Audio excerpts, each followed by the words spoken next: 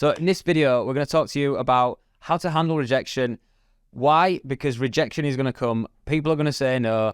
People are going to ghost you. People are going to say they're going to pay and not pay. People are going to sign up, say they're going to sign everything, disappear. All of these things are going to happen in your coaching or service business. Is it fun? No. Do you want it to happen? No. Is it going to happen? Probably. And we want to help you through the process and just, I suppose, give you some sounding, give you some grounding that everything is going to be okay.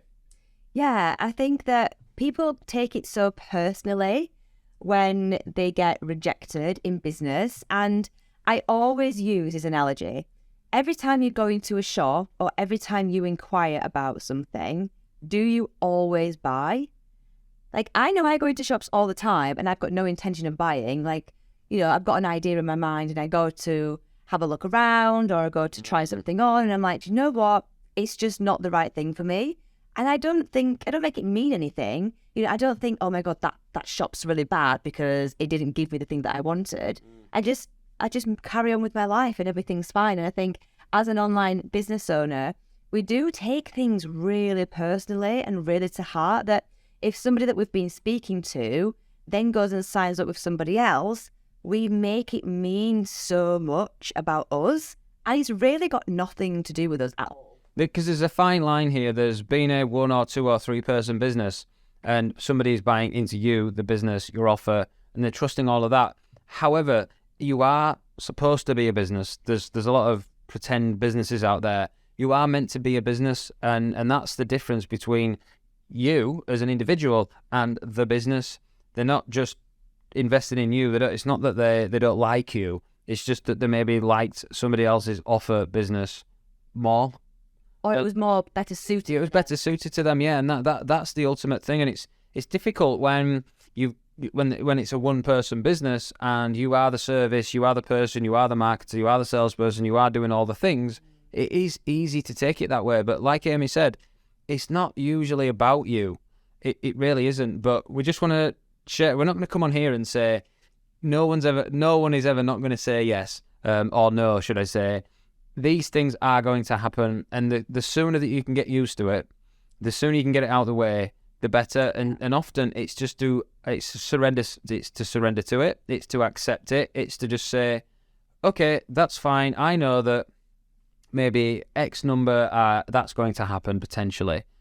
But what we can do in that moment is go, well, is it something to do with me? Is it something to do with what I'm saying? Is it something to do with how I'm asking questions?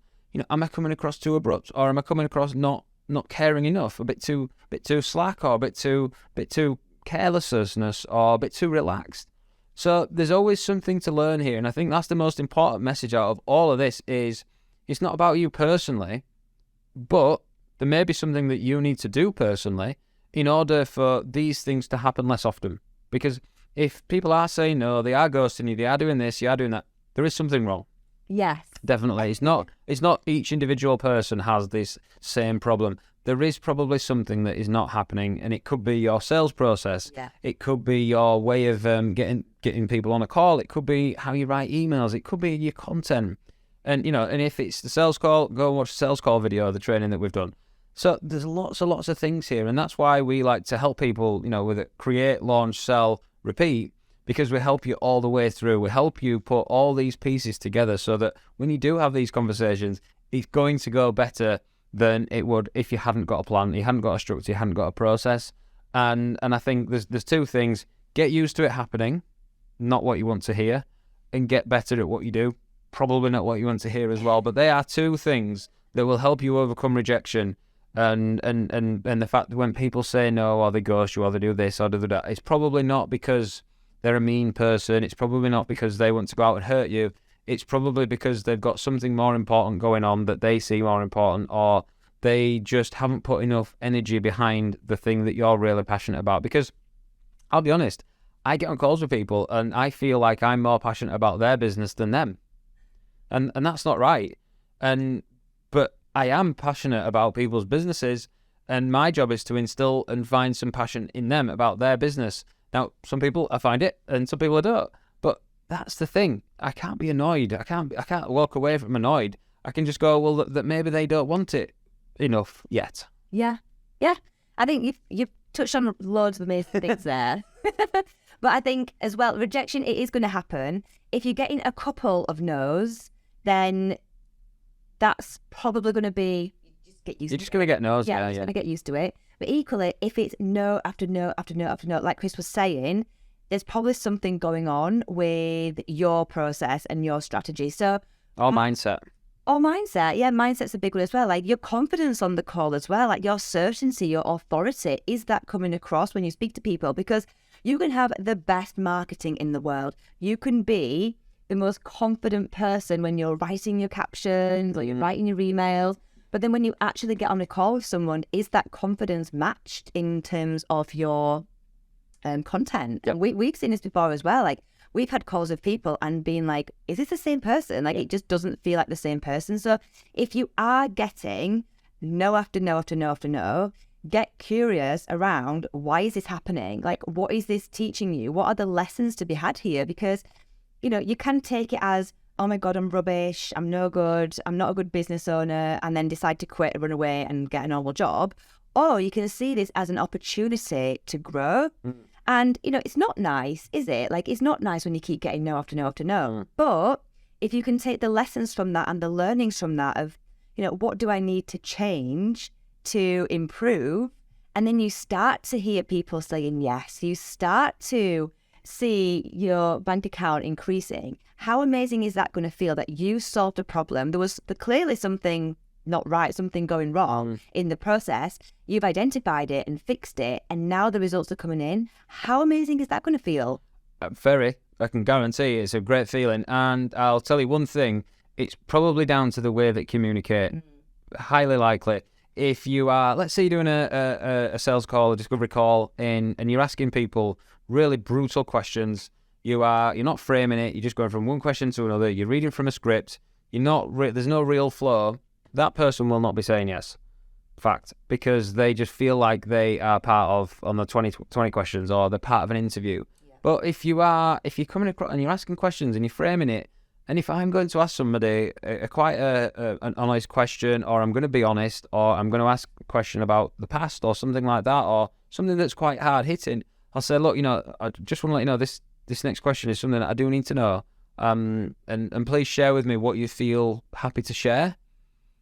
And that puts them at ease. They know that something's coming. They're able to brace themselves but relax. And then when I ask it in a way that, again, how can I care about this person? How can I help them? I'll ask them in a way that makes them feel comfortable so that they do answer it. And then they move on and they appreciate, not only are they happy to answer, they appreciate you asking in a nice way, therefore give you the information that you need in order for you to help them.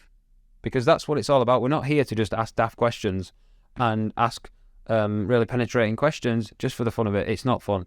I've had people crying. I've seen everything on sales calls. And the thing is about helping somebody feel good at the end of it. And that's the most important thing, that they're going to make the right decision for them. If that's working with you or not, they're making the right decisions for them and you've helped them on that process. Yeah, there's one final thing that I'd like to finish with, and that's sometimes people's first answer is not always the true answer. If it's a no, by the way, if it's a yes, take it. If it's a yes, buzzing. But if it's a no, or if there is an objection there, what a lot of people do is automatically think, oh my God, I'm rubbish and I'm no good, like I just said earlier. But actually, that can be the start of a new conversation.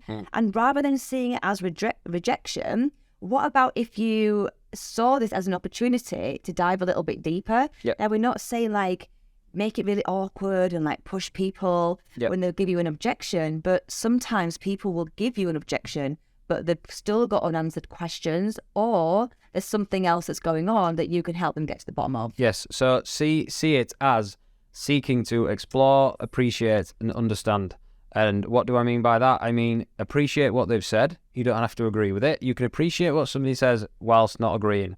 But if you disagree with somebody, you create resistance. If you appreciate, and you can move the conversation to what you want to move it to. So we're giving you little language frameworks here.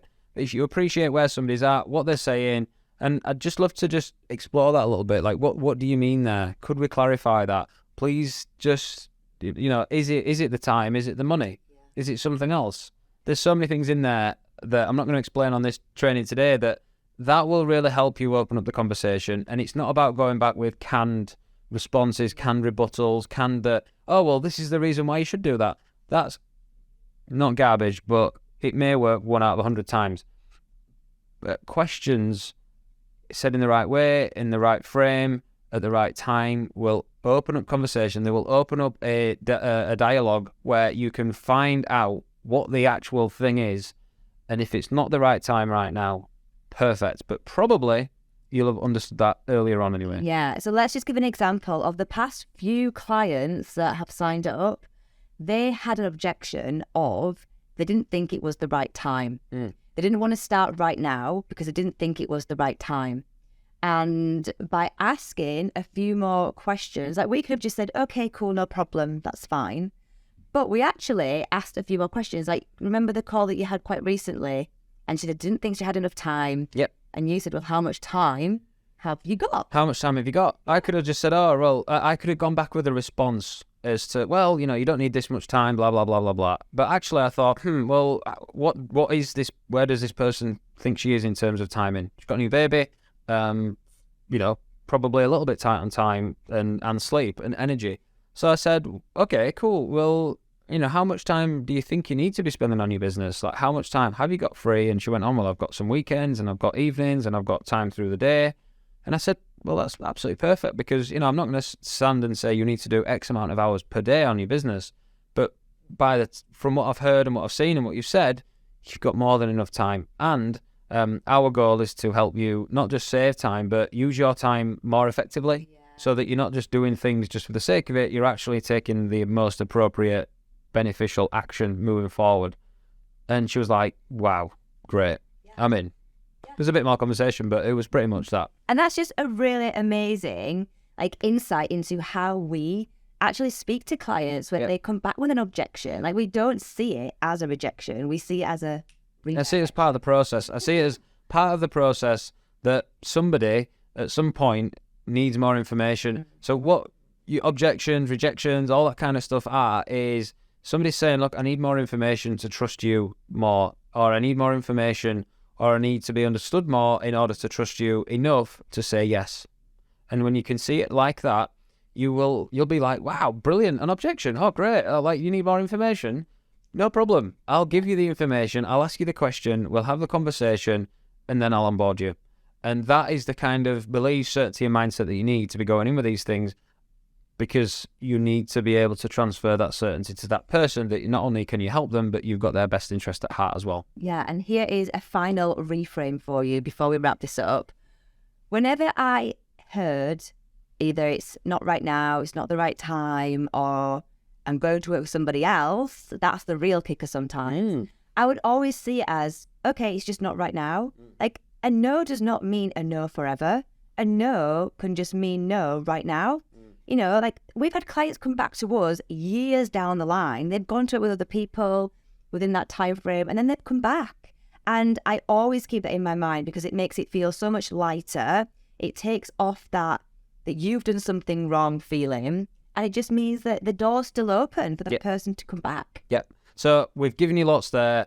We'd love to speak to you. I'd love to have a chat with you. So we'd love to, drop us a little comment or a message in the obviously comments. And then, we'd love to chat as well. Yeah, let us know how you feel whenever you've heard a no, or you feel like you've been rejected. What comes up for you, and what have you taken from this video? Yep. So comment, share with any friends who might benefit from this video, and we'll see you in the next one. All the stuff, and we'll see you on the next one. And bye.